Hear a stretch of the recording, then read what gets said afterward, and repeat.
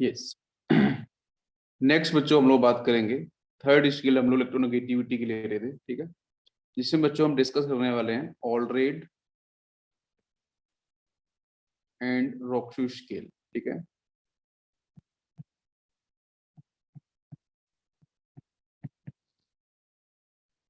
इस स्केल के अंदर बच्चों बिकॉज मैंने आपको डिस्कस किया है कि कोई सी भी स्केल है, बिकॉज बेटा यहाँ पे जो तीन स्केलें ज्यादा पॉपुलर हैं इलेक्ट्रोनेगेटिविटी को डिफाइन करने के लिए।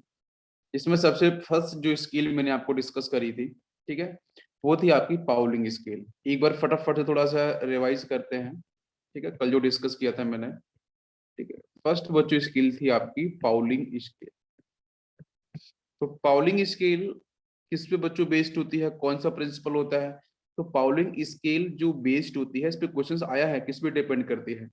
पाउलिंग स्केल बच्चों डिपेंड करती है आपकी बॉन्ड एनर्जी के ऊपर, ठीक है, बॉन्ड एनर्जी।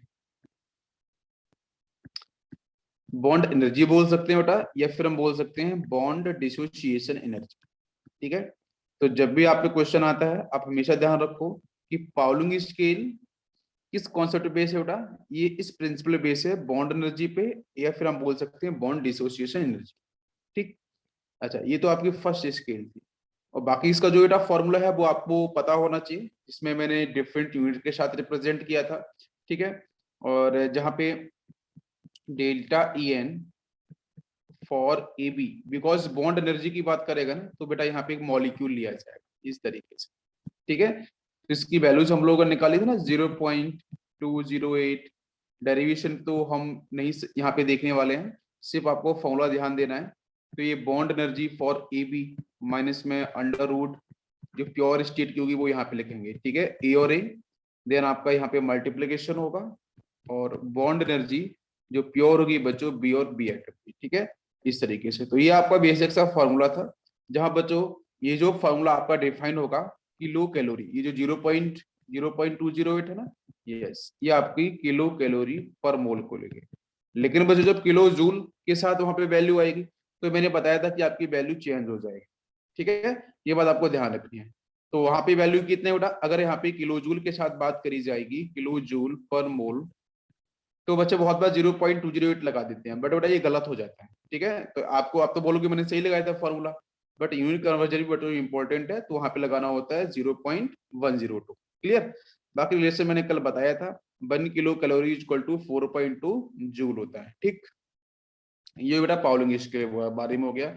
इसके बाद जो आपकी सेकंड, मैंने कल क्वेश्चन भी इसके ऊपर कराया था, सेकंड स्केल बच्चों मैंने कल आपको पढ़ाई थी मोलिकन स्केल, ठीक है, मोलिकन scale.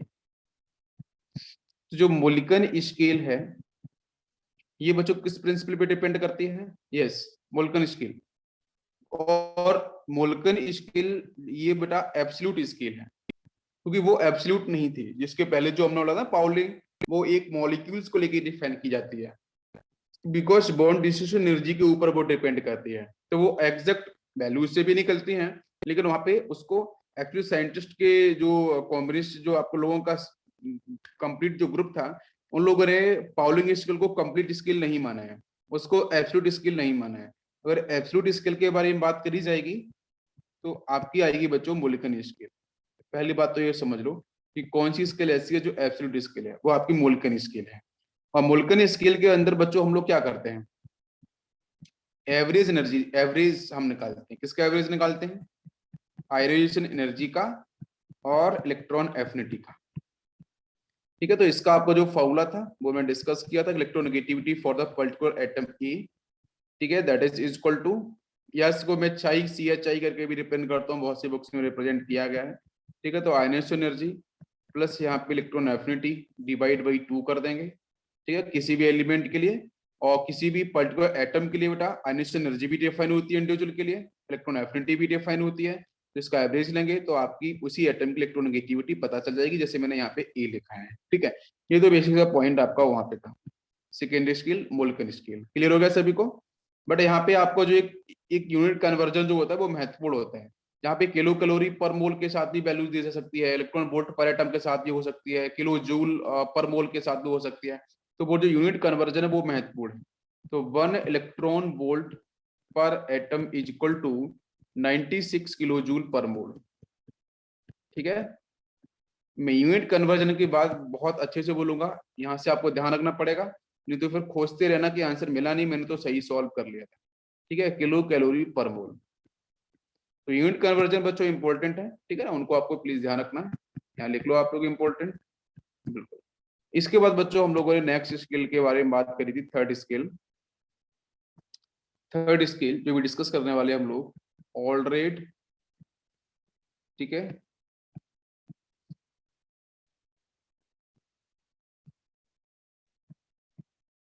All rate Roxy scale.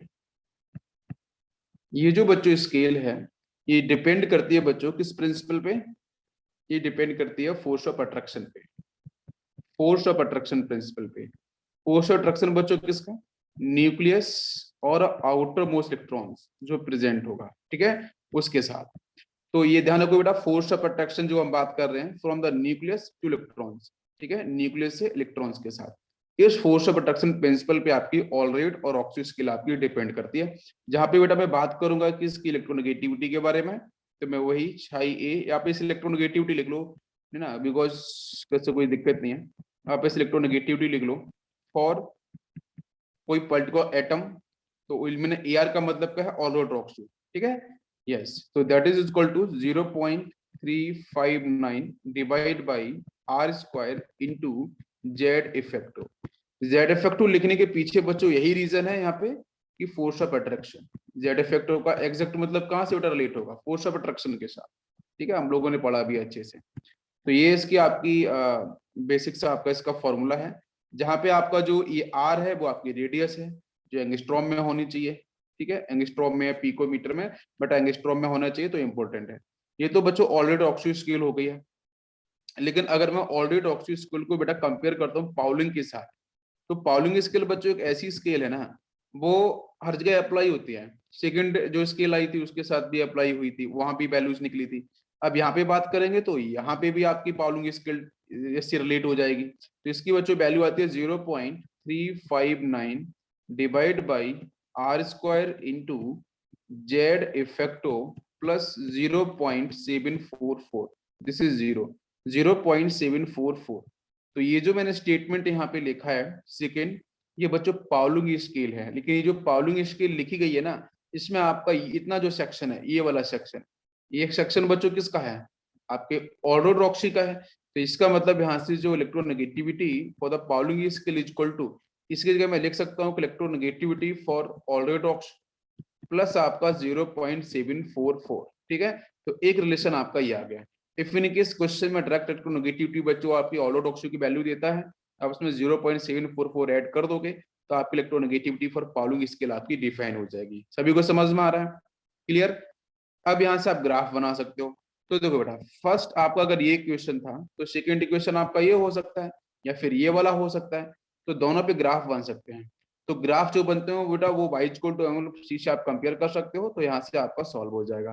तो देखते हैं एक बार, पाउलिंग को लेके पहले बनाते हैं, तो ये बाकी मैं ये बताता हूँ, दूसरा आप बना सकते हो, वो तो आसान था, वहां पे इंटरसेप्ट कुछ भी नहीं था। Electronegativity for Pauling is equal to क्या बेटा, 0.359 डिवाइड बाई रेडियस का स्क्वायर, ठीक है, मल्टीप्लाइड यहाँ पे हो जाएगा आपका जेड इफेक्टिव, फिर प्लस में होगा 0.744, ठीक है। तो यहाँ पे मैं ग्राफ बनाता हूँ इसके लिए। तो इधर बच्चों मैंने इलेक्ट्रोनेगेटिविटी ले ली है बाई एक्सिस पे, और एक्स पे लिए मैंने 1 डिवाइड बाई आर स्क्वायर, ठीक है। अब जरा आप चेक करो, तो यहाँ से कंपेयर करते हैं y equal to m plus c के साथ। तो बाई तो बच्चों ये हो गया आपका, ठीक है, मैं डिफरेंट कलर से यूज कर लेता हूँ, ठीक है, ये आपका बाई हो गया। एम एक्स की बात करेंगे तो बच्चों ये हो जाएगा आपका एम एक्स, और प्लस आपका यहाँ से सी। तो इंटरसेप्ट बच्चों आपको मिल रहा है 0.744, कोई पॉजिटिव में, तो हम ऊपर की तरफ शिफ्ट करेंगे ओरिजिन से, तो ये तो बच्चों इंटरसेप्ट की वैल्यू हो जाएगी 0.744। क्लियर, अरे समझ में आ रहा है सभी को, बताओ बेटा, क्लियर यहाँ तक, ओके। इसके बाद बच्चों क्या होगा कि आप देखो यहाँ पे स्लोप कैसा आ रहा है, ये एम एक्स, एक्स बच्चों यहाँ पे क्या है 1/r², एक्स एक्सिस, तो 1/r² यहाँ से आप बाहर निकाल लो, तो बचेगा 0.359, ये बचेगा ना, और मल्टीप्लाइड इनटू जेड इफेक्टिव, तो वो आपके एम की वैल्यू होगी। तो m की जो वैल्यू होगी वो होगी 0.359 मल्टीप्लाइड बाई जेड इफेक्टिव। ये आपका स्लोप होगा, पॉजिटिव में आ रही है वैल्यू।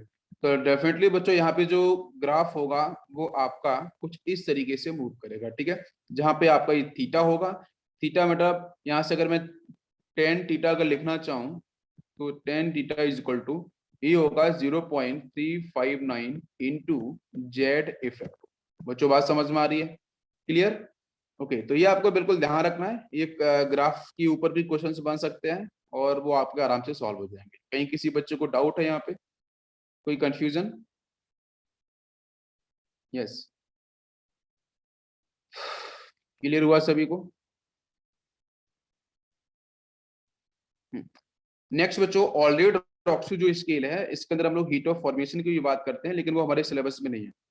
ऑलरेडी रॉक्सू जो स्केल है उसके अंदर हम लोग हीट ऑफ फॉर्मेशन को लेके भी एक्सप्लेन करते हैं, लेकिन उसको इतना इंपॉर्टेंट नहीं है, हमारे सिलेबस में नहीं है, तो उसको ज्यादा ध्यान भी नहीं देंगे। तो अब इसके बाद बच्चों हम लोग ये स्किल्स आपकी हो चुकी हैं, ठीक है।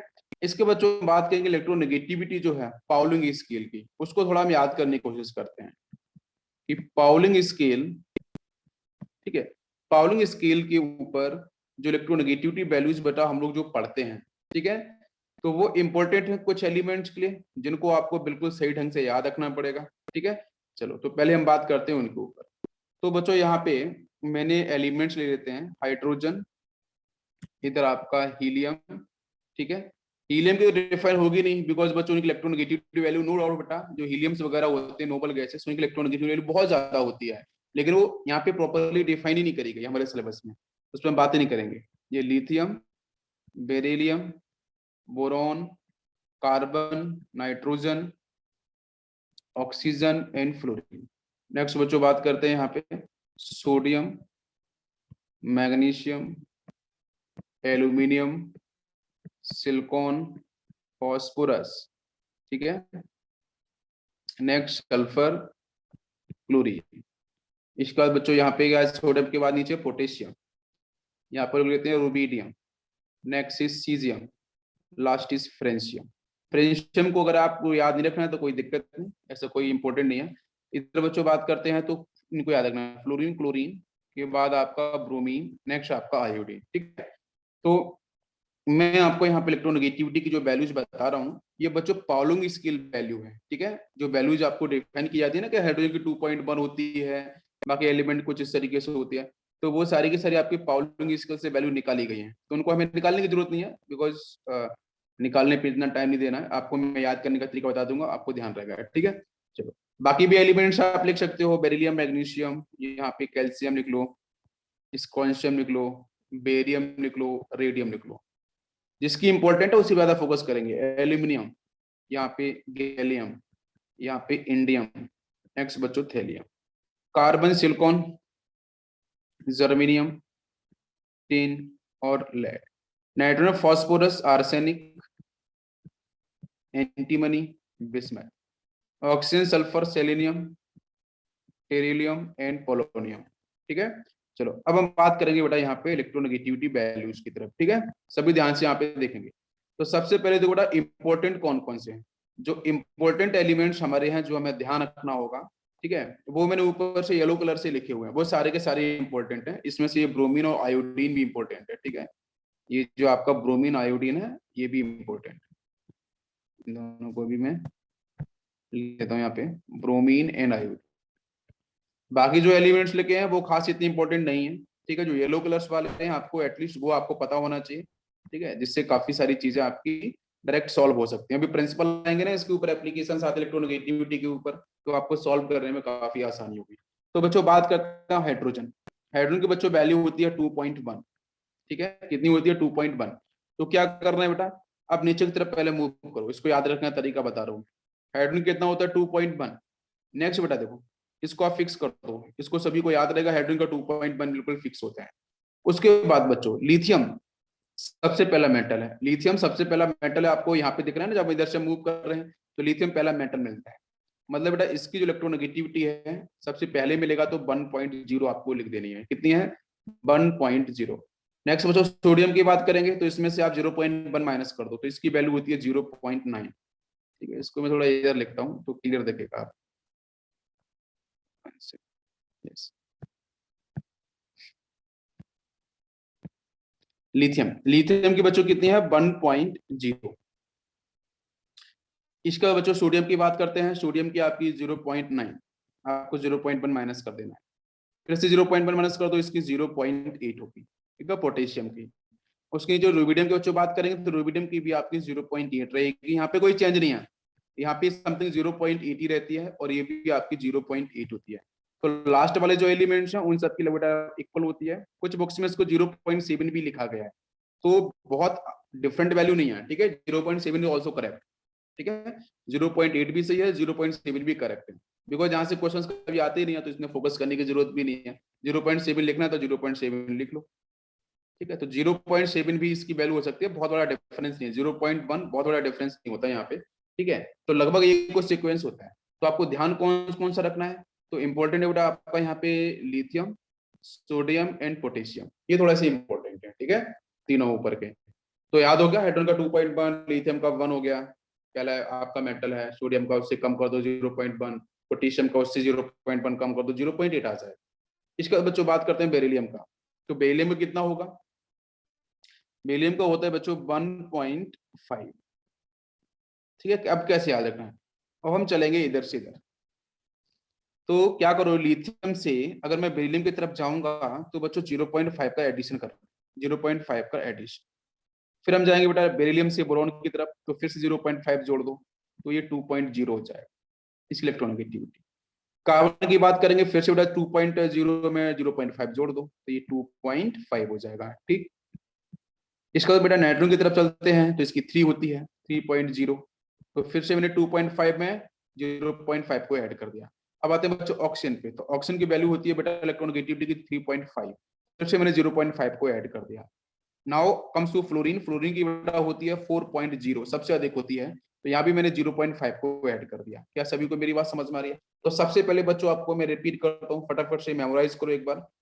जो आपका एल्कली मेटल्स में बात कर रहे हैं, तो हाइड्रोजन तो बच्चों स्पेस पे क्या है, उसका 2.1 होता है, ठीक है। दो एलिमेंट है यहाँ पे, एक तो हाइड्रोजन, एक बच्चों फॉस्फोरस, इसको बोलते हैं हिंदुस्तान पेट्रोलियम, ठीक है। HP याद रख सकते हो, हिंदुस्तान पेट्रोलियम, ठीक है। इसलिए बेटा दोनों की वैल्यू क्या होती है 2.1 इक्वल होती है। कुछ एलिमेंट्स हैं अभी डिस्कस करेंगे जिनकी इलेक्ट्रोनेगेटिविटी इक्वल होती है, ठीक है। कौन कौन से आएंगे, जैसे बच्चों आपको क्लोरीन की नाइट्रोजन की इक्वल होती है, नाइट्रोजन की 3.0, तो क्लोरीन की 3.0 होती है, बताऊंगा मैं अभी। तो पहले तो आप ध्यान रखो हाइड्रोजन की किसके इक्वल होती है, फॉस्फोरस की। इसलिए हम बोलते हैं ना बहुत बार कि जो हाइड्रोजन है वो नॉन मेटल्स की तरह भी होता है, एक्ट करता है, क्यों, क्योंकि उसकी जो अट्रैक्शन पावर है बेटा वो जस्ट लाइक फॉस्फोरस होती है। तो कहने की वैल्यू से बेटा इलेक्ट्रोनेगेटिविटी इक्वल है, तो उसके पास नॉन मेटलिक कैरेक्टर भी डेवलप होगा, ठीक है। चलो दूसरी बात करते हैं, तो आपको याद हो गया यहाँ से। अब इसके नीचे आते हैं, तो इसके बाद बच्चों आप आते हैं हम लोग फ्लोरीन की तरफ, ध्यान दो, फ्लोरीन तक पहुंच गए हैं, 4.0 हो गया, तो फ्लोरीन से बच्चों नीचे आना क्लोरीन की तरफ, तो क्लोरीन की वैल्यू कितनी होगी, इसमें से एक कम कर देना है, एक कम करेंगे तो ये वैल्यू हो जाएगी 3.0, 3.0, 1 को कम कर डिक्रीज कर देना है। अब हम इधर से इधर चलेंगे, क्लोरीन सल्फर फॉस्फोरस इस तरह से मूव करेंगे। अब अगर बड़ा क्लोरीन और सल्फर की तरफ मूव करते हैं तो आपको 0.5 फिर से कम करना है, तो सल्फर की जो वैल्यू होती है इलेक्ट्रोनेगेटिविटी की वो आपकी 2.5 होती है, कितनी होती है 2.5, 0.5 कम कर देना है आपको, ठीक है। इधर से इधर हम चल रहे हैं, प्लस सल्फर फॉस्फोरस, अब आपको 0.3 कम करना है। तो जब इसकी बच्चों बात करते हैं फॉस्फोरस की, तो इसकी वैल्यू आती है 2.1, कितनी आएगी 2.1। नेक्स्ट बच्चों सिलिकॉन की तरफ आते हैं, तो इसकी वैल्यू आती है 1.8, कंटिन्यूअस आपको वही 0.3 आपको डिक्रीज करना है, इसकी वैल्यू होती है 1.5, इससे आपको वही डिक्रीज करना है।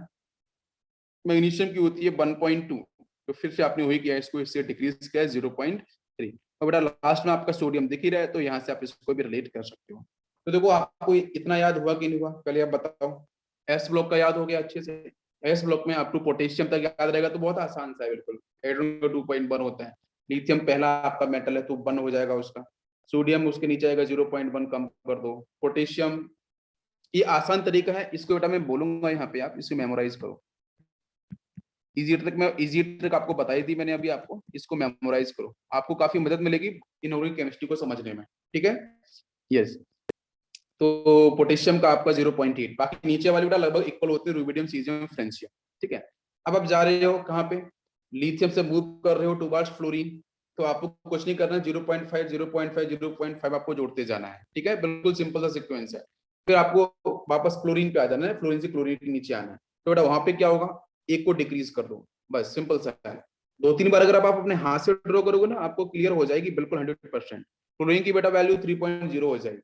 उसके बाद बेटा मूव करेंगे सल्फर, तो वहां पे 0.5 से कम करना है, फिर लगातार वहां से 0.3 कम करना है। सल्फर से फास्फोरस, फास्फोरस से सिलिकॉन, सिलिकॉन से एल्यूमिनियम, एल्यूमिनियम से मैग्नीशियम, मैग्नीशियम से सोडियम। तो इस तरीके से वैल्यूज आपकी 0.3 डिक्रीज करना है। वैल्यूज आपको ध्यान रखनी पड़ेंगी, अभी न्यूमेरिकल्स इस पे क्वेश्चंस बहुत अच्छे बनते हैं, ठीक है। तो वहां पे इलेक्ट्रोनेगेटिविटी की बात मैं बार बार करूंगा, ये बात ध्यान रखना, कम से कम 10 to 15% इनऑर्गेनिक केमिस्ट्री में इलेक्ट्रोनेगेटिविटी की बात होती है हर जगह। इसलिए मैं बोल रहा हूँ वैल्यूज को ध्यान रखो, आपको काफी आइडिया रहेगा, ठीक है। बिकॉज वैल्यूज के बेस पे, डिफरेंस के बेस पे बहुत सारे, बोलूंगा ना कि परसेंटेज आयोनिक कैरेक्टर बताओ, किसका ज्यादा किसका कम। मैं पूछूंगा बच्चों आयोनिक बॉन्ड की स्ट्रेंथ कहाँ पे ज्यादा कहाँ पे कम, तो आपको फिर ना डिफरेंस पता होना चाहिए। जो डेल्टा ई एन, जो डिफरेंस इलेक्ट्रोनेगेटिविटी का निकल के आएगा, ठीक है, अभी सोमेकर स्टीवेंसन फॉर्मूला पढ़ने वाले हैं परसेंटेज आयोनिक कैरेक्टर निकालने के लिए किसी भी कंपाउंड में, ठीक है। अच्छा, तो बच्चों वहां पे डिफरेंस पता होना चाहिए, डेल्टा ई एन पता होना चाहिए। तो दो कंपाउंड है, दोनों में जो डेल्टा ई एन की वैल्यू जहाँ पे ज्यादा होगी, वहां पे परसेंटेज आयोनिक कैरेक्टर ज्यादा होगा, तो बॉन्ड स्ट्रेंथ भी क्या होगी, ज्यादा होगी। तो वहाँ पे हम बहुत सारे कंपाउंड, बहुत सारे क्वेश्चन इस तरीके से सॉल्व कर पाते हैं, ठीक है। बाकी इसके जो नीचे वाले बच्चे हैं, जैसे कैल्शियम है, इसकी वैल्यू बेटा होती है 1.0। आपको याद नहीं करना है इसकी वैल्यू, ये कोई इंपॉर्टेंट नहीं है, मैं आपको लिख के देता हूँ बस। इसकी वैल्यू होती है 1.0। इस कैल्शियम की बच्चों होती है 1.0। आपकी जो बेरियम है इसकी होती है 0.9। ये सारी वैल्यूज लगभग क्लोज होती हैं। इसकी वैल्यू भी होती है 1.9 रेडियम की। गैलियम की तरफ बेटा आते हैं, इसकी वैल्यू होती है 1.6। इंडियम की बात करते हैं, ये 1.7, इसकी 1.8। थैलियम की, जेविनियम की बात करते हैं, इसकी बेटा वैल्यू होती है 1.8, सभी की 1.8 होती है, 1.8 1.8 1.8, ठीक है, लेड तक। तो बेटा आर्सेनिक की बात करते हैं, इसकी वैल्यू होती है 2.0। एंटीमनी की बात करते हैं 1.9, और इसकी भी 1.9। सेलियम की बच्चों बात करते हैं, इसकी वैल्यू होती है 2.4। टेरियम की बात करते हैं 2.1। पोलोनियम की बात करते हैं 2.0, ठीक है। अच्छा, अब इधर भी आ जाते हैं, तो इसकी 3.0 हुई थी, अब इससे आप डिक्रीज कर दो तो 0.2, तो 2.8 इसकी होती है आपकी ब्रोमीन की। आयोडीन की बेटा होती है 2.5। 2.5। तो जो आपको ध्यान देना है वो मैंने आपको पहले ही बता दिया है।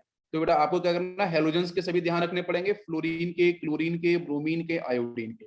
बाकी आपको सीक्वेंस मैंने बता दिया, यहाँ तक क्लियर सभी को हो गया होगा। बताओ बच्चों, ये आपकी यहाँ पे हो गई पाउलिंग स्केल कंप्लीट।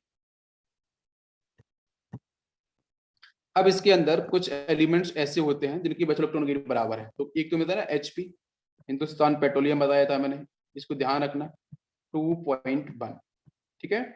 नेक्स्ट बच्चों आपका बेरिलियम होता है और एल्यूमिनियम, इनकी भी इक्वल होती है, इनकी वैल्यू जो होती है बेटा 1.5, ठीक है। इक्वल वैल्यूज वाले में एक साथ लिख रहा हूँ, कार्बन है, सल्फर है, आयोडीन है, इन सब की वैल्यूज बेटा 2.5 होती है, इक्वल वैल्यू होती है 2.5। नेक्स्ट बच्चों नाइट्रोजन है, क्लोरीन है, मैंने अभी बोला भी था, ठीक है, इसकी वैल्यू होती है 3.0। तो ये बेटा चार ही पेयर्स हैं इस तरीके से आपके, जहां पे आपको इलेक्ट्रोनेगेटिविटी इन एलिमेंट्स की इक्वल होती है। तो थोड़ा सा आपको ध्यान देना है, कभी क्वेश्चन इसके ऊपर बन सकता है, अभी तक तो आया नहीं है लेकिन बन सकता है, इसलिए थोड़ा आपको ध्यान रखना पड़ेगा। समझ में आ गया सभी को? यस, क्लियर है बच्चों? चलो इसके बाद, हाँ बिल्कुल, थैंक यू। इसके बाद बच्चों हम बात करते हैं, यस, इसके बाद हम लोग बात करते हैं कि इलेक्ट्रोनेगेटिविटी में इसके जो इसके एप्लीकेशंस पार्ट हैं और इसके जो फैक्टर्स हैं, ठीक है, किस किस तरीके से इलेक्ट्रोनेगेटिविटी वैल्यू आपकी कौन कौन से फैक्टर्स पे डिपेंड करती है, क्या होती है। तो इस पे पहले बात करेंगे, दो चीजें बची हैं, फैक्टर्स बचा है, एप्लीकेशन बचा है। तो नेक्स्ट बच्चों लेते हैं हम लोग हेडिंग, फैक्टर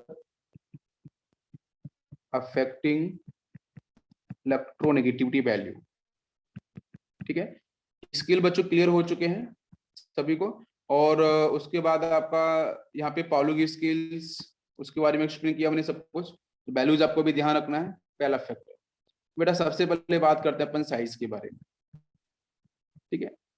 तो साइज मतलब एटॉमिक साइज सबसे बात कर रहे हैं। तो electronegativity always inversely proportional to size.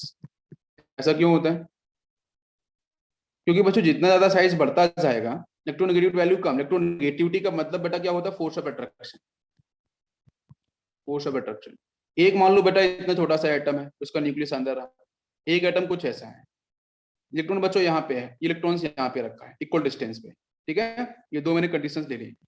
आप बताओ बच्चों इलेक्ट्रोनेगेटिविटी वैल्यू कहाँ पे ज्यादा? इलेक्ट्रोनेगेटिविटी का मतलब force of attraction, force of attraction का मतलब बेटा न्यूक्लियस और जो इलेक्ट्रॉन है उसके बीच का, ठीक है। तो बताओ मैक्सिमम अट्रैक्शन कहाँ पे होगा, बताओ बेटा ध्यान से। यस भाई, जितना बड़ा साइज होगा एटम का है, इसका साइज क्या है, बड़ा है। जितना बड़ा साइज एटम का होगा तो वहां पे इलेक्ट्रॉन उतने ही ज्यादा होंगे। इलेक्ट्रॉन बच्चों यहाँ पे क्या होंगे, मैक्सिमम होंगे ना, साइज बड़ा है, नंबर ऑफ सेल्स ज्यादा है, तो कहीं ना कहीं यहाँ पे अट्रैक्शन वैल्यू क्या होगी, कम होगी, और अट्रैक्शन वैल्यू कम हो रही है तो इलेक्ट्रोनेगेटिविटी वैल्यू भी कम होगी, क्योंकि अट्रैक्शन वैल्यू का मतलब इलेक्ट्रोनेगेटिविटी वैल्यू होता है। बिल्कुल सही। तो जितना बड़ा साइज होगा एटम का वहां पे lesser is the attraction of nucleus, ठीक है। तो न्यूक्लियस का जो अट्रैक्शन होगा इलेक्ट्रॉन्स के लिए वो उतना ही कम होगा। तो डेफिनेटली बेटा हम बोल सकते हैं कि जहाँ पे छोटा साइज होगा इलेक्ट्रोनेगेटिविटी वैल्यू या फोर्स ऑफ अट्रैक्शन की वैल्यू उतनी ही ज्यादा होगी। तो जितना छोटा साइज होगा इलेक्ट्रोनेगेटिविटी वैल्यू उतनी ही ज्यादा होगी, इतना बड़ा साइज होगा इलेक्ट्रोनेगेटिविटी बच्चों वैल्यू उतनी ही वहां पे कम हो जाएगी। क्लियर, बिल्कुल आपको ध्यान रहेगा सभी को। बताओ बच्चों, एक एग्जांपल और लेते हैं समझने के लिए। जैसे बच्चों मैंने एक एटम लिया है ए, एक एटम लिया है अपन ने बी, यहाँ पे ये एटम लिया है मैंने बी। बी कुछ बच्चों इस तरीके से है, बिगर साइज है, थोड़ा मैं चेंज करके बनाता हूँ समझ में आएगा आपको। यहाँ पे एटम ए, नेक्स्ट मैंने इसलिए ऐसा लिया, ये ए एटम है, ये बी एटम, दोनों बच्चों कंबाइन है ना, ए बी कंपाउंड है, ये शेयर्ड है। यहाँ पे ए आपका छोटा साइज का है और बाकी बी आपका बड़ा साइज का है। दूसरा बच्चों मैंने क्या किया कि ए उतना ही साइज का रहा, ए उतना ही साइज का रहा, छोटा बन गया, बन सके थोड़ा बड़ा बनाता हूँ। ए आपका इसी साइज का है। यहाँ पे एक नया एटम लिया मैंने, सी एटम, ध्यान देना ये इसके साथ शेयर्ड है। बिकॉज इलेक्ट्रोनेगेटिविटी की जब बात करता हूँ ना तो मैं वहां पे बोलता हूँ कि शेयर्ड इलेक्ट्रॉन्स का मूवमेंट होना, ठीक है, शेयर्ड इलेक्ट्रॉन्स का अट्रैक्शन होना। तो बेटा शेयर्ड का मतलब क्या है कि भाई ए और सी के बीच में कुछ ऐसा, यहाँ पे मैं बात करूं बच्चों ए और बी, इसके बीच में शेयर्ड इलेक्ट्रॉन्स आपके ये हो जाएंगे, ठीक है। अब आप ध्यान से बताना बेटा कि इलेक्ट्रोनेगेटिविटी, ये जो बी एटम है ना, ये बी एटम ये सी से छोटा है, ये आपको मैंने पहले बताता हूँ, लिखता हूँ मैं स्मॉलर देन सी, सी एटम से छोटा है। और जो आपका ये जो सी एटम है ये बिगर है, ठीक है, बिगर देन बी एटम, ठीक है बच्चों। बी एटम से क्या है आपका ये बड़ा एटम है, ओके। तो अब ध्यान से देखो कि भाई सी आपका बड़ा है, ए बच्चों रेगुलर है, दोनों साइज बराबर है, ए का साइज यहाँ भी बराबर है, यहाँ भी बराबर है। तो आप मुझे बताओ इन दोनों कंपाउंड में, इन दोनों ए कंपाउंड ये फर्स्ट है, ये कंपाउंड सेकंड है, दोनों में से आपके जो शेयर्ड पेयर इलेक्ट्रॉन्स थे, मतलब ये वाले जो इलेक्ट्रॉन्स थे, उनका मूवमेंट कहाँ पे मैक्सिमम होगा, बताइए आप मुझे। भाई ए का साइज तो बेटा बराबर ही है, ए का साइज तो इक्वल ही है, ए के साइज में कोई चेंज नहीं है, लेकिन ये पता है बी का साइज ए से बड़ा है, सी का साइज भी ए से बड़ा है उधर एसी के अंदर, लेकिन मैं इधर बोल रहा हूँ कि बी का साइज सी से छोटा है, ठीक है। तो अब मुझे बताओ कि इलेक्ट्रोनेगेटिविटी वैल्यू बच्चों कहाँ पे मैक्सिमम डिफाइन होगी, बताओ सभी लोग क्या आंसर होगा। जहाँ पे साइज छोटा ना, बी का साइज छोटा, अब बी का साइज छोटा होगा तो कहीं ना कहीं बच्चों यहाँ पे इलेक्ट्रोनेगेटिविटी वैल्यू जो होगी वो सी से क्या होगी, सी वाले एटम से अधिक होगी ना, बिल्कुल सही, समझ में आ रहा होगा सभी को। अच्छा, अब दूसरी बात बच्चों क्या है कि ए का साइज छोटा है, सबसे छोटा साइज होने का मतलब, अगर आप यहाँ पे साइज का सीक्वेंस लिखना चाहो तो क्या लिखोगे आप, बताइए मुझे। तीन तीन एटम है ए बी सी, साइज का सीक्वेंस लिखना तो बेटा क्या होगा, ए का साइज सबसे छोटा होगा, बी का उससे बड़ा, सी का सबसे बड़ा, जिसका साइज सबसे छोटा होगा उसकी इलेक्ट्रोनेगेटिविटी वैल्यू बच्चों क्या होगी, ज्यादा होगी। वैसे भी पता है लेफ्ट टू राइट ट्रेवल करने पे जेड इफेक्टिव डोमिनेट करता है, साइज छोटा होता है, जेड इफेक्टिव बढ़ता है, अट्रैक्शन वैल्यू बढ़ती है, इलेक्ट्रोनेगेटिविटी वैल्यू भी बढ़ती है, आपको बिल्कुल अच्छे से पता है। तो जिसका साइज छोटा उसकी इलेक्ट्रोनेगेटिविटी भी ज्यादा, मतलब जो ए एटम होगा वो इलेक्ट्रॉन्स बच्चों कहाँ से एक्सेप्ट करेगा, बताइए आप मुझे। जिसका साइज बेटा बड़ा होगा तो इसकी इलेक्ट्रोनेगेटिविटी वैल्यू सबसे कम होगी, सबसे कम सी की होगी ना, तो सी इस इलेक्ट्रॉन इजीली एक्सेप्ट करेगा। अगर आप यहाँ पे इलेक्ट्रोनेगेटिविटी का ऑर्डर लिखना चाहो एबीसी तीनों एटम्स को लेके, तो सबसे ज्यादा इलेक्ट्रोनेगेटिविटी किसकी होगी, ए की होगी, और इससे कम बी की होगी, और सबसे कम आपकी सी की होगी। This is the order of electronegativity, समझ में आ गया। तो ए एटम बी और सी ये दोनों जगह कॉमन है, तो ए एटम बी और सी दोनों में से कहां से ज्यादा इलेक्ट्रॉन तेजी से विड्रॉ कर सकता है, तो बच्चों सी से। इस सी एटम का साइज बड़ा है, जहां पे इसके न्यूक्लियस की फोर्स ऑफ अट्रैक्शन वैल्यू कम होगी आउटरमोस्ट इलेक्ट्रॉन्स के लिए, शेयर्ड पेयर इलेक्ट्रॉन्स के लिए। देखो जो बड़ा सिग्मा बॉन्ड बनता है ना, वो सिग्मा बॉन्ड किससे बनता है, बैलेंस इलेक्ट्रॉन से बनता है ना भाई, बॉन्ड किससे बनते हैं, बैलेंस इलेक्ट्रॉन से ही बनते हैं ना, pi bond, sigma bond, whatever जिस भी टाइप के बॉन्ड बनते हैं, कभी इनर इलेक्ट्रॉन से बॉन्ड नहीं बनते हैं, आउटर इलेक्ट्रॉन से बॉन्ड बनते हैं। तो आउटर इलेक्ट्रॉन बेटा इजीली अट्रैक्ट कौन सा बेटा, ए एटम किससे करेगा, बी और सी से करेगा, बिकॉज सी का साइज बड़ा है। तो वहां पे क्या होगा, कहीं कि शील्डिंग इफेक्ट वैल्यू ज्यादा होगी, रिपल्सन ज्यादा होगा, अट्रैक्शन वैल्यू कम होगी, तो फटाक से इलेक्ट्रॉन सी से निकल जाएंगे ए की तरफ। और यहाँ पे बच्चों थोड़ा सा स्लो जाएगा, ये बात समझ में आई। एक मैंने अपनी साइड से आपको ओवरव्यू दिया है, आपको थोड़ा समझ में आएगा वो यहाँ पे साइज को लेकर। नेक्स्ट बच्चों बात करते हैं सेकेंड फैक्टर के बारे में, effective nuclear charge. Effective nuclear charge, तो ये तो आपको पता ही है, बिकॉज हम लोग बहुत बार अभी डिस्कस भी कर चुके, उसका नाम भी ले चुके हैं, जेड इफेक्टिव। तो जेड इफेक्टिव के रिस्पेक्ट में बेटा क्या होगा, electronegativity directly proportional to Z effective. जितना ज्यादा बच्चों जेड इफेक्टिव होगा, जेड इफेक्टिव का मतलब ही बच्चों वही फोर्स ऑफ अट्रैक्शन होता है। जितना ज्यादा फोर्स अट्रैक्शन बेटा, फोर्स किसका, न्यूक्लियस का, कुछ इलेक्ट्रॉन के लिए, ठीक है, यस न्यूक्लियस का इलेक्ट्रॉन के लिए। तो जेड इफेक्टिव जितना ज्यादा, तो उसके मतलब आपका फोर्स ऑफ अट्रैक्शन ज्यादा, तो इलेक्ट्रोनेगेटिविटी वैल्यू भी क्या होगी, ज्यादा होगी। क्लियर सभी को, यस। तो larger is the Z effective, more will be the attraction, ठीक है, on electron, hence higher will be the electronegativity. तो बेसिक से कॉन्सेप्ट है। थर्ड पॉइंट पे चलते हैं, तो चार्ज पे, ठीक है, charge on cation, charge on cation.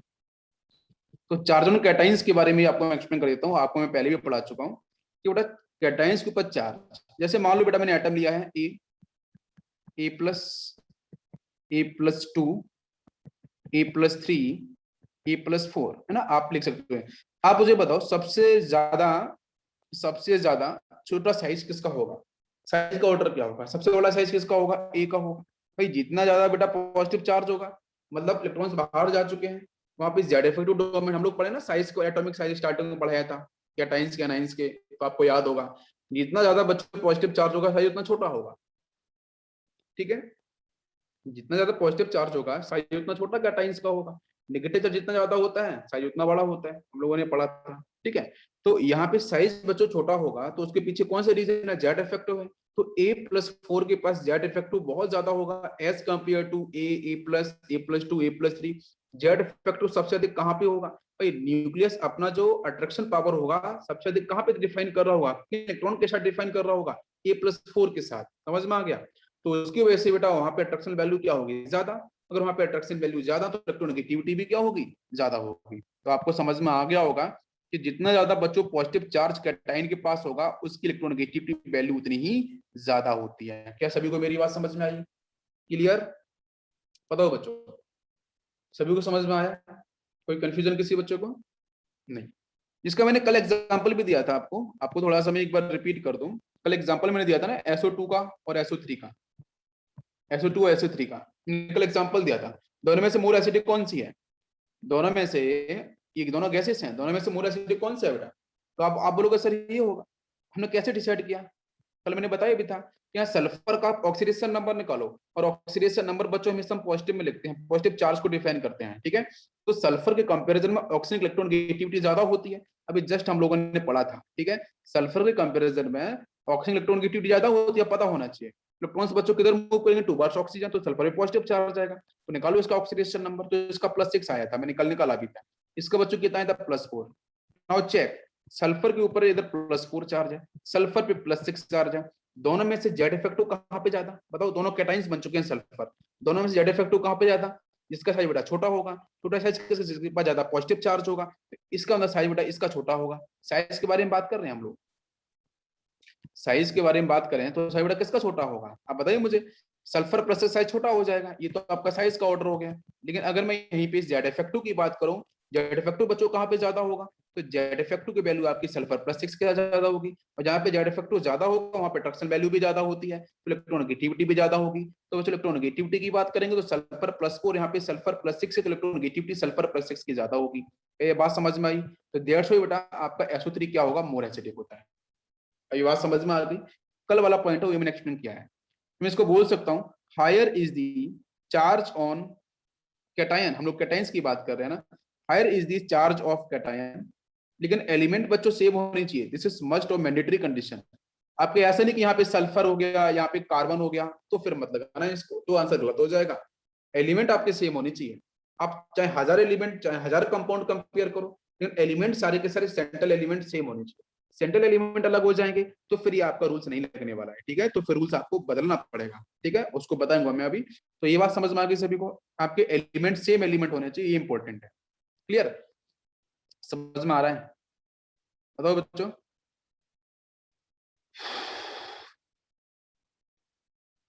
Yes, कोई डाउट है किसी को?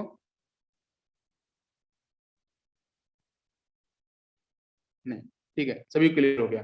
तो बच्चों यहाँ पे हम रिजल्ट बोल सकते हैं कि electronegativity directly proportional to charge on cation, ठीक है, चार्ज ऑन कैटायन। अभी मैं क्वेश्चन पूछता हूँ आपसे, बड़ा ध्यान से बताना। जितना ज्यादा पॉजिटिव चार्ज अगर किसी भी कैटायंस के पास होगा, ठीक है, दो कैटायंस है, किसी एक कैटायन के पास पॉजिटिव चार्ज ज्यादा है, ठीक है, तो क्वेश्चन हमारा है कि वो अनस्टेबल होगा अधिक। जैसे इसके पास मान लो A+2 चार्ज है, इसके पास A+6 चार्ज है, दोनों में से स्टेबल कौन है, ये भी क्वेश्चन आ सकता है।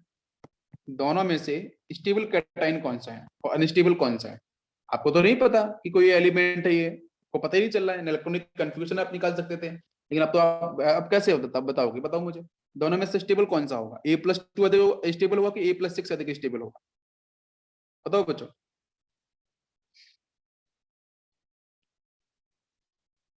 तो दोनों में से अनस्टेबल कौन होगा?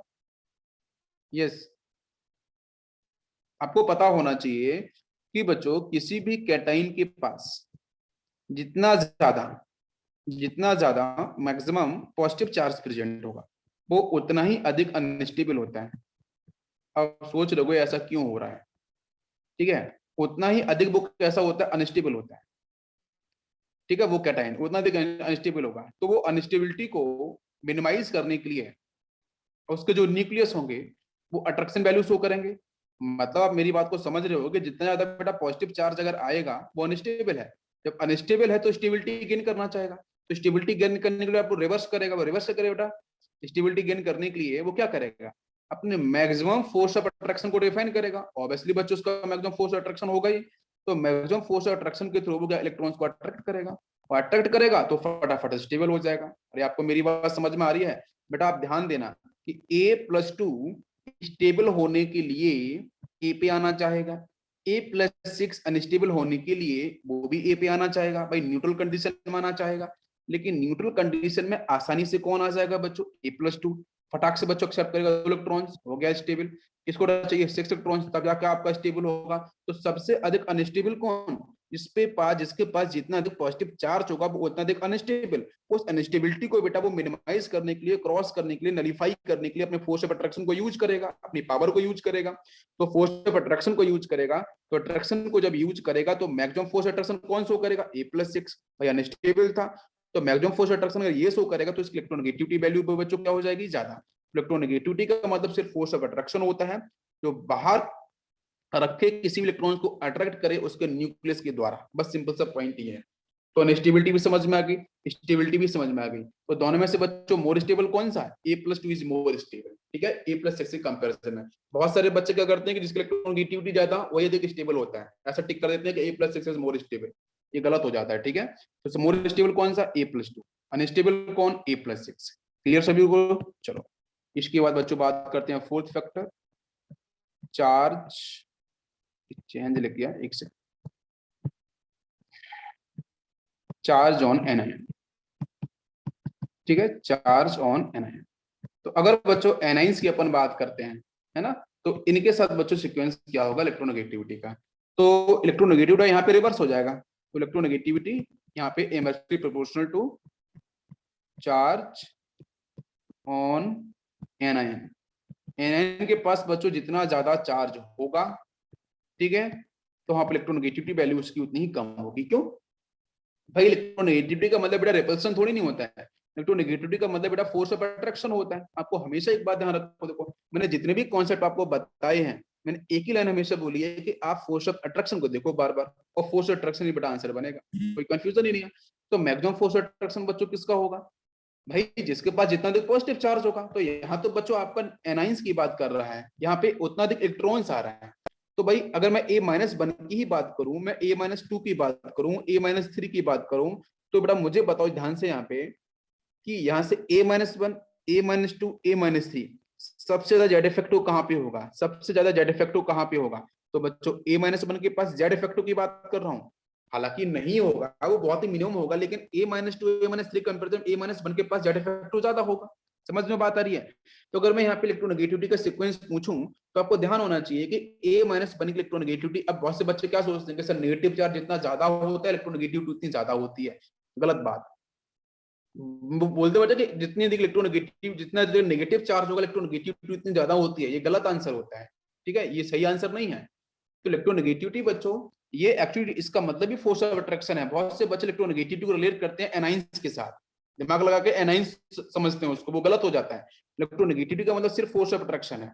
तो जेड इफेक्टिव से भी आप रिलेट कर लो, सीएलडी इफेक्ट से भी रिलेट करो, आंसर आपका बन जाएगा। तो जब भी एनाइंस के बारे में बच्चों बात की जाएगी, हमेशा इन्वर्सली प्रोपोर्शनल। जैसे एग्जांपल लेता हूं मैंने बच्चों लिया है O+1, मैंने लिया है ऑक्सीजन, यहाँ लिया बेटा ऑक्सीजन पे -1 चार्ज, ऑक्सीजन पे -2 चार्ज। बताओ इलेक्ट्रोनेगेटिविटी का बच्चों सीक्वेंस क्या होगा? इलेक्ट्रोनेगेटिविटी का सीक्वेंस क्या होना चाहिए यहाँ पे? सबसे इलेक्ट्रॉन बेटा किसके होने चाहिए? इसका भाई जितना अधिक पॉजिटिव चार्ज, इलेक्ट्रोनेगेटिव वैल्यू वैसे ज्यादा होगी, बिकॉज यहाँ पे जेड इफेक्टिव क्या होगा? ज्यादा होगा। जेड इफेक्टिव मतलब बेटा वही फोर्स ऑफ अट्रैक्शन वैल्यू, इसकी सबसे ज्यादा होगी, और ये बेटा सबसे लेस हो जाएगा। तो this is the order of electronegativity. सभी क्लियर हो गया? नेक्स्ट बच्चों बात करते हैं अपन हाइब्रिडाइजेशन की। ठीक है, थोड़ा ऑर्गेनिक केमिस्ट्री का सेक्शन है। हालांकि मैंने आप लोगों को ऑर्गेनिक केमिस्ट्री जब पढ़ाना स्टार्ट किया था बच्चा, तो मैंने ये डिस्कस आपसे किया था। ठीक है, कार्बन कंटेनिंग जो बेटा कंपाउंड्स होते हैं, वहां पे हाइड्रेशन की कॉन्सेप्ट में S परसेंटेज और P परसेंटेज हम लोग देखते थे। ठीक है, मैं डायरेक्ट लिखता हूँ electronegativity directly proportional to S percentage. ठीक है, S परसेंटेज। और ये जो बेटा हम लोग यूज कर रहे हैं ना, जो S करेक्टर या S परसेंटेज, ये हाइब्रिड ऑर्बिटल्स के हैं। किसके हैं? हाइब्रिड ऑर्बिटल्स के हैं। हाइब्रिड ऑर्बिटल्स का मतलब बेटा क्या है कि जो आपके बॉन्ड को रिप्रेजेंट करेंगे, सिग्मा बॉन्ड को रिप्रेजेंट करेंगे। ठीक है, बस उन हाइब्रिड ऑर्बिटल्स की हम लोग बात कर रहे हैं। भाई पाई थोड़ी नहीं काउंट करते हैं अपन लोग। जब बेटा हम लोग हाइड्रेशन निकालते हैं, sp sp2 sp3 sp3 d2 whatever जो भी निकालते हैं, वो हम कभी भी क्या हम पाई काउंट करते हैं? पाई कभी काउंट नहीं करते, हमेशा हम सिग्मा काउंट करते हैं। और सिग्मा जो बटू जो आपकी सिग्मा बॉन्ड बनता है, सिग्मा बॉन्ड के अंदर जो इलेक्ट्रॉन्स बच्चों आपके हाइब्रिडाइज्ड होते हैं, इलेक्ट्रॉन्स बेटा हाइब्रिडाइज्ड होंगे वो सिग्मा ही बनाते हैं, पाई नहीं बनेंगे। पाई बॉन्ड बनता जरूर है, लेकिन बेटा वो हाइड्रेशन से नहीं बनता, वो हाइड्रेशन प्रोसेस को फॉलो ही नहीं करता। तो हाइड्रेशन प्रोसेस को इलेक्ट्रॉन्स फॉलो करते हैं, वो सिग्मा ही बनाते हैं, और सिग्मा ही बच्चों काउंट किए जाते हैं हाइड्रेशन के अंदर। ये बात ध्यान रखना, पाई काउंट क्यों नहीं किए जाते हैं वो आपको रीजन समझ में आएगा। कोई एनर्जी का पैरामीटर होता है उसको, इसलिए हम नहीं काउंट करते हैं। अभी हम इस पे बात करते हैं। तो इलेक्ट्रोनेगेटिविटी में केमिकल बॉन्डिंग में, इसलिए मैंने आपको लेक्चर बोले हैं, आप उनको देख लो एक बार। और मैं बाद में पढ़ाऊंगा आपको, मुझे टाइम रहेगा मैं बिल्कुल पढ़ाऊंगा केमिकल बॉन्डिंग, लेकिन एक बार आप देख लो जो लेक्चर्स मैंने आपको दिए थे, तो उससे आपको कहीं ना कहीं बिल्कुल बेनिफिट होगा। ठीक है, यस। तो बच्चों यहाँ पे electronegativity inversely proportional to P percentage, directly proportional to S percentage. सभी को बात समझ में आ गई? क्लियर? तो मैं स्टेटमेंट देता हूँ बेटा, more is the percentage of S, या S इलेक्ट्रॉन बच्चों मैक्सिमम होगा, और कहा बेटा in hybrid orbitals, so more closer will be electrons to nucleus. इसका मतलब क्या कि अगर S परसेंटेज ज्यादा होगा तो S too much close to nucleus. आपको पता है न्यूक्लियस क्लोज बेटा सबसे कौन क्लोज होता है? S, फिर P, फिर D, फिर F। अगर मैं बोलूं कि किसी भी कंपाउंड के पास S परसेंटेज ज्यादा हो रहा है, मतलब सेंट्रल एलिमेंट की बात करी जाएगी, किसी भी कंपाउंड के पास S परसेंटेज, S कैरेक्टर की वैल्यू ज्यादा हो रही है, तो ज्यादा होने का मतलब समझ में आता है कि जो इलेक्ट्रॉन्स है ना, वो S सबसेल की तरफ भाग रहे हैं। आप मेरी बात को सुनना ध्यान से, समझ में आएगा इसका पूरा मतलब क्या होता है। कि मैंने बोला बच्चों, अभी ये इनऑर्गेनिक में आएगा बहुत सारी कंपाउंड्स को लेके, मैंने अगर आपको यहाँ पे बोला कि बेटा कोई कंपाउंड है जिस कंपाउंड के पास S करेक्टर, S परसेंटेज की वैल्यू ज्यादा है, तो इसका मतलब ये होता है कि पूरे कंपाउंड में इलेक्ट्रॉन्स चाहे D सब सेल में है, चाहे P सब सेल में है, चाहे F सब सेल में है, हर एक बच्चों की तरफ मूव कर रहे हैं टूवर्ड्स S सब सेल, वो S की तरफ भाग रहे हैं। और S अगर S में आ जाएंगे, S में आते हुए प्रतीत होंगे, इट सीम्स टू बी, तो उस केस में आपको ये बात बिल्कुल सही ढंग से ध्यान रखनी होगी। एक सेकंड बच्चों,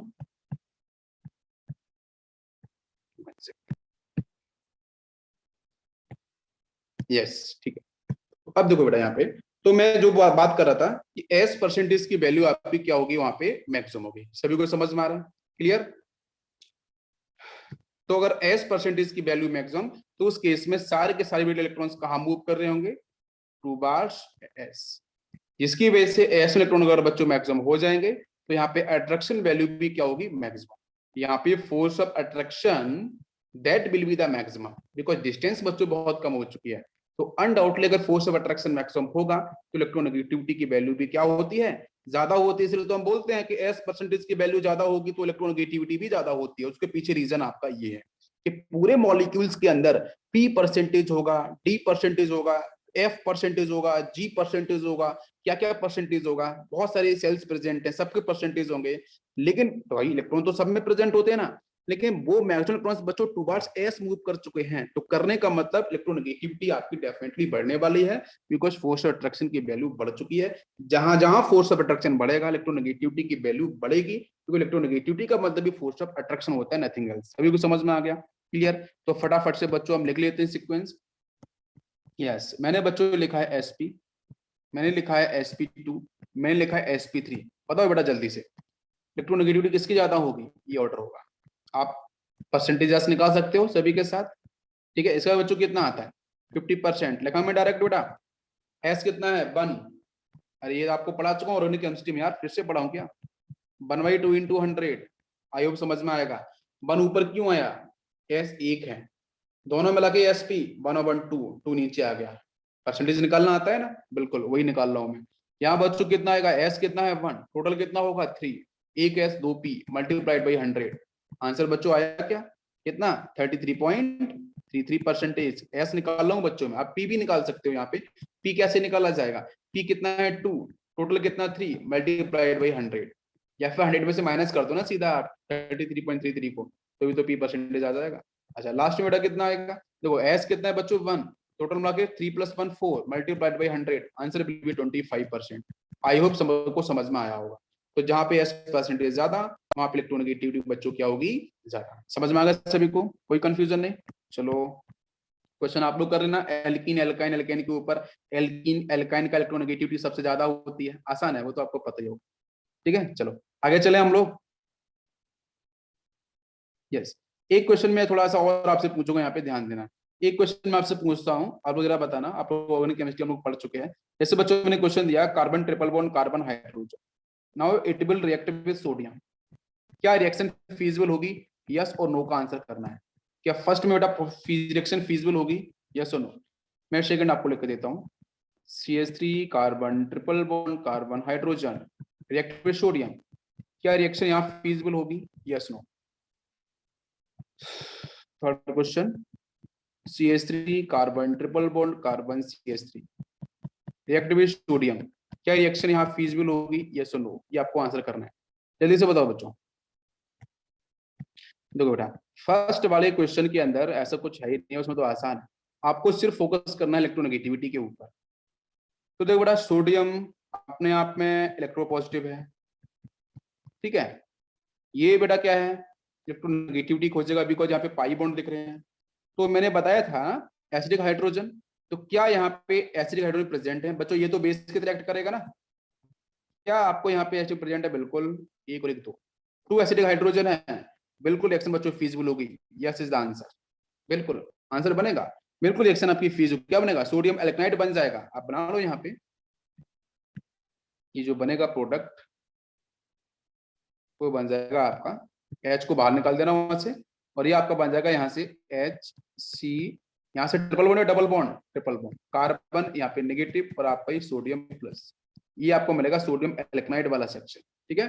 और हाफ मोल्स ऑफ H2 आपका बाहर चला जाएगा, हाफ मोल्स ऑफ H2 बच्चों यहाँ से जो गैस होगी वो बाहर चली जाएगी, खत्म। क्या सेकंड वाला बच्चों पॉसिबल होगा, सेकंड वाला पॉसिबल होगा, बिल्कुल सही। बिकॉज बेटा देखो इधर एसिडिक हाइड्रोजन प्रेजेंट है कि नहीं, मैंने बोला था ना sp हाइब्रिडाइज्ड कार्बन है, ये भी sp है, लेकिन इधर sp के पास तो हाइड्रोजन है ही नहीं है, तो this is not the acidic, इसके पास कोई एसिडिक हाइड्रोजन ही नहीं होगा, तो यहाँ रिएक्शन फीजिबल नहीं होगी। रिएक्शन यहाँ से फीजिबल होगी बिकॉज इसके पास प्रेजेंट है most acidic hydrogen, because it is sp hybridized, obviously s percentage will be maximum here, और हाइड्रोजन भी प्रेजेंट है, तो फटाक से बाहर जाएगा H+ की फेज में, तो बेटा ये इसका अटैच करेगा, reaction will feasible, no cross कर दो, रिएक्शन बिल्कुल बच्चों यहाँ पे हो जाएगी आपकी फीस, बिल्कुल। थर्ड में बात करते हैं, इसके पास बच्चों अनडाउटली दोनों के दोनों आपके sp हाइब्रिडाइज्ड हैं, S परसेंटेज सबसे ज्यादा है, बट एसिडिक हाइड्रोजन तो नहीं है। जब एसिडिक हाइड्रोजन नहीं होंगे तो क्या सोडियम बच्चों रिएक्शन करेगा, नो। तो अब इस केस में, तीसरे वाले केस में कोई भी रिएक्शन आपकी पॉसिबल नहीं होगी और कभी भी पॉसिबल नहीं होगी। ये बात समझ, बिकॉज एसिडिक हाइड्रोजन इसके पास प्रेजेंट नहीं है। बताओ बच्चों, बात क्लियर हुई सभी को? बहुत सही। अब बच्चों मैं आपको एक बार यहाँ पे और थोड़ा सा हिंट कर देता हूँ कि बेटा ग्रुप 16 और ग्रुप 17, ग्रुप 16-17 की कहानी है। ग्रुप 16 के पास बच्चों ऑक्सीजन, सल्फर, सेलेनियम, टेरिलियम। 17 की बात करते हैं, वही चार, फ्लोरीन, क्लोरीन, ब्रोमीन, आयोडीन। अगर बच्चों इन एलिमेंट्स के साथ अगर बच्चों लगा होता है कोई भी हाइड्रोजन डायरेक्टली, जो वर्ड यूज करो बेटा डायरेक्टली, अगर बेटा कोई भी हाइड्रोजन डायरेक्टली बेटा इन एलिमेंट के साथ जुड़ा है, ऑक्सीजन के साथ जुड़ा है, सल्फर के साथ जुड़ा है, सिलिनियम के साथ है, टेरिलियम के साथ है, क्लोरीन के साथ, क्लोरीन के साथ, ब्रोमीन के साथ, आयोडीन के साथ, आप आंख बंद करके बोल देना कि सिर्फ एसिडिक हाइड्रोजन होगा। खत्म कहानी। समझ में आ गया? फटाक से H+ की फेज में चला जाएगा। और नेगेटिव चार्ज आपको पता ही है, लेकिन मोस्ट इलेक्ट्रोनेगेटिव एटम के पास तो स्टेबल होता ही है, वो कोई कंफ्यूजन नहीं है। सभी क्लियर हो गया? चलो फैक्टर्स बच्चों यहाँ पे फिनिश होते हैं। Now come trends. तो ट्रेंड्स बच्चों इलेक्ट्रोनेगेटिविटी का पीरियोडिक टेबल में क्या होगा, तो फटाफट से बच्चों बात करते हैं पहले पीरियड को लेके। तो अलोंग द पीरियड, तो पीरियड के अंदर बच्चों हम लोग कहते हैं लेफ्ट टू राइट जाते हैं। तो लेफ्ट राइट जाने बच्चों क्या होता है, जेड इफेक्टिव की वैल्यू बच्चों बढ़ती जाती है। जेड इफेक्टिव बढ़ रहा है, अट्रैक्शन वैल्यू बढ़ रही है, तो साइज बच्चों क्या होता है, छोटा होता जाता है। इलेक्ट्रोनेगेटिविटी की वैल्यू बच्चों बढ़ती है बिकॉज जेड इफेक्टिव बढ़ रहा है, अट्रैक्शन वैल्यू बढ़ती है। सेकंड बच्चों हम बात करते हैं ग्रुप के साथ। ग्रुप में बच्चों टॉप टू बॉटम हम लोग ट्रेवल करते हैं, तो आपकी यहाँ पे स्मॉल एन की वैल्यू बच्चों बढ़ती है। जेड इफेक्टिव बच्चों कांस्टेंट होता है, वो चेंज नहीं होता है। तो उस केस में आपको पता होना चाहिए कि जो साइज होता है, नंबर ऑफ एन, अगर सेल्स बढ़ेंगे तो साइज भी बढ़ेगा, जिसकी वजह से बच्चों इलेक्ट्रोनेगेटिविटी वैल्यू करती है डिक्रीज। ये होगी आपकी यहाँ पे बेसिक सी बात। सभी को समझ में आ गया? कोई कंफ्यूजन किसी बच्चे को? बताओ बच्चों, फैक्टर्स फिनिश हो गए हैं सारे के सारे, इसमें कोई खास एक्सेप्शन नहीं है, वैल्यूज मैंने आपको लिखाई दी है। Now comes application.